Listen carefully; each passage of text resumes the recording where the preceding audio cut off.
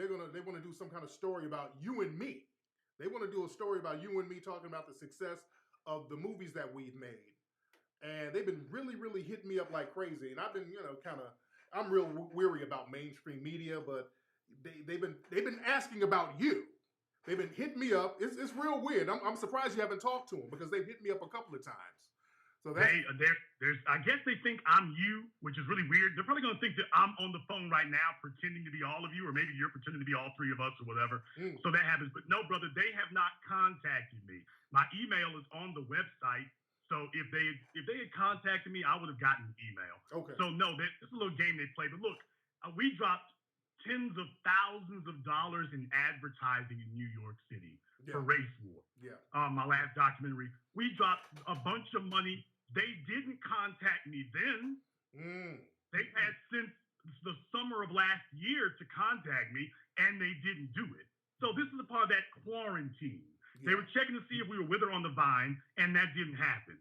The real problem that they have is that we are a group of people who can't be bought off because we didn't get our money from them. Yeah, exactly. And that scares them. Exactly. So to the New Yorker magazine, you've had 7 months to contact me. They know how to reach me. They don't have to go through Tariq. If they want to talk to me, they got my email address. Man, so look, the politicians, they're going to be campaigning at us hard. What are some of the tangibles that we need to require of them? For me personally, I would like for us to talk about land allocation.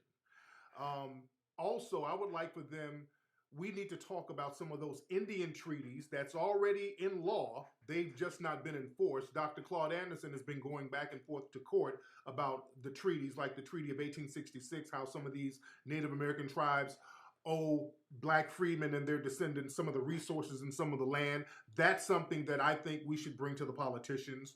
Also, funds and resources allocated towards Black business development. Those are things that I think we should bring to the politicians. What are some other suggestions that you brothers think that we should bring to them for tangibles?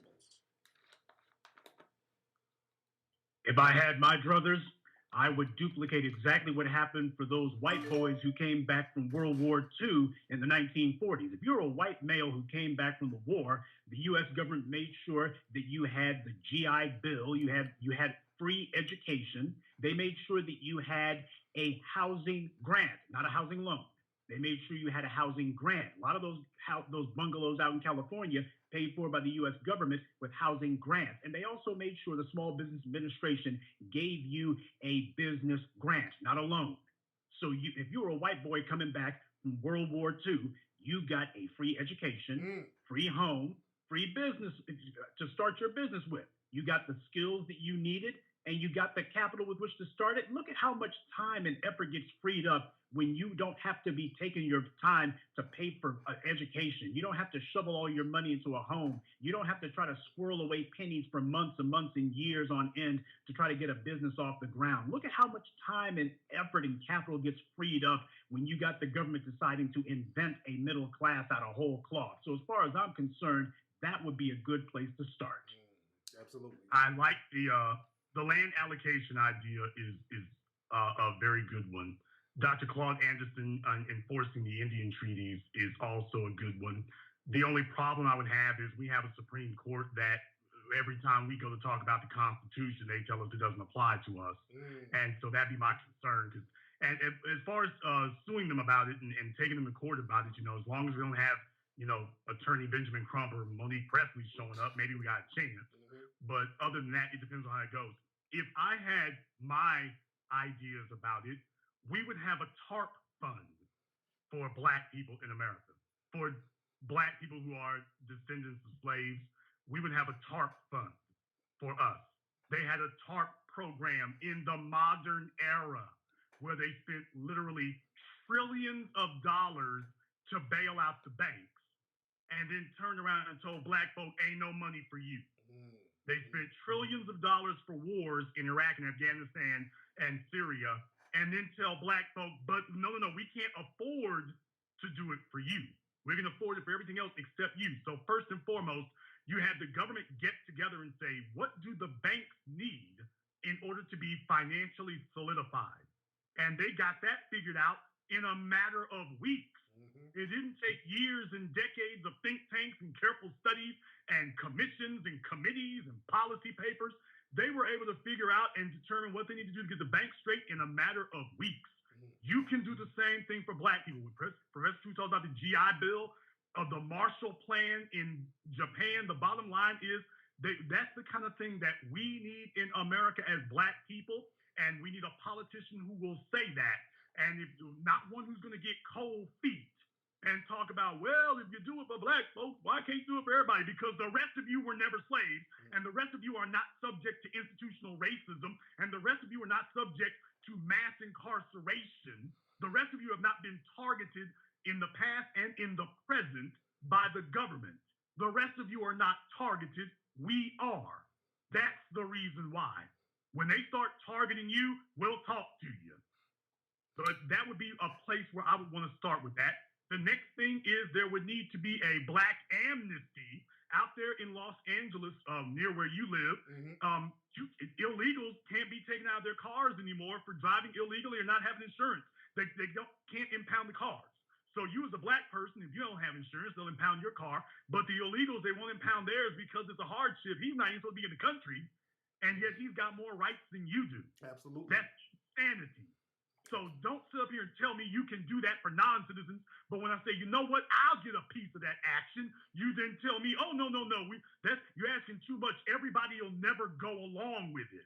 So non-citizens can get it without question. But if I'm a Black person, I say, okay, I want the same thing. Oh, no, and nobody will go along with it. You better get the hell out of here. You're going to go along with it. Absolutely. So the socioeconomic component, and think of it as a TARP program for Black Americans who are the children of slaves, and a amnesty program where you have to have real evidence, and it can't go in front of a judge because, as we see in the case of Governor Northam in Virginia, you cannot trust the politicians. The Klan took off the robes and put on the suits.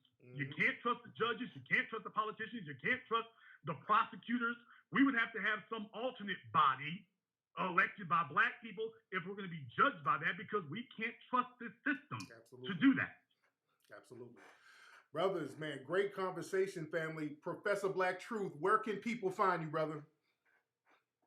They can find me on my YouTube channel, and I want to thank you for chopping it up with us, because this is one of the most important, crucial moments that we have going right now.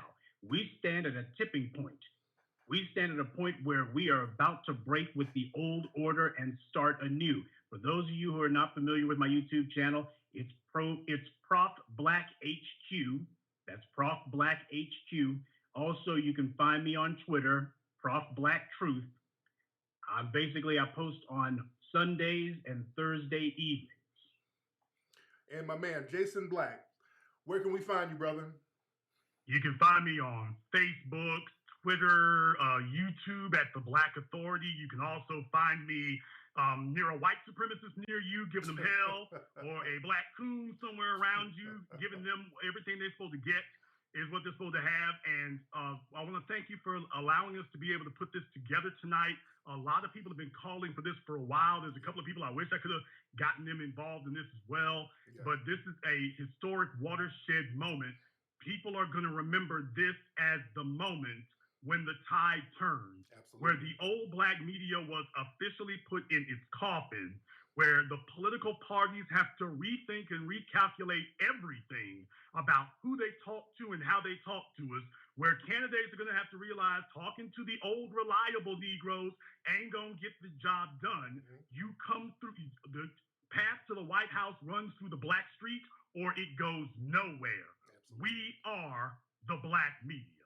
My man. It's also a point for us to break with the old dysfunctions of codependency and let some of these other groups know that the days of swinging on the coattails of our suffering are over. The days of you coasting to easy street on the path that we made and the bricks that we laid are over. Absolutely. That's another major point. All that immigration thing, all these LBGT organizations, all these people riding our backs, that's over with. That's done. We cannot do that no more. It has not helped us. It has only hindered us. And that's something that we're going to stop today. We're not doing that again because it has never, ever, ever been reciprocal. And I wish our people really understand that.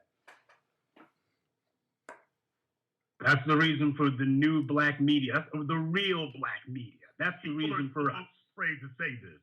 You understand, 10 years ago, this conversation was not happening in Black society. 10 years ago, these discussions we had tonight were simply not happening. Today, they can't even get to the White House because they're not having this discussion.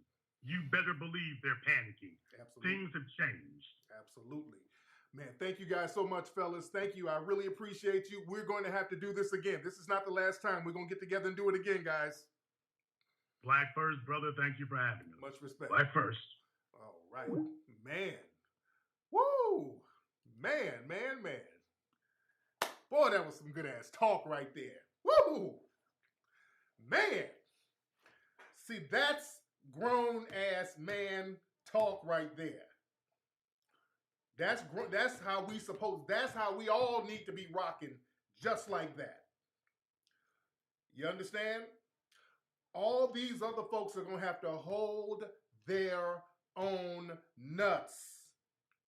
Y'all going to have to stop holding everybody's nuts for them, family. This is how we supposed to be right here. We get together. We're talking about what's in the best interest of you and all of us.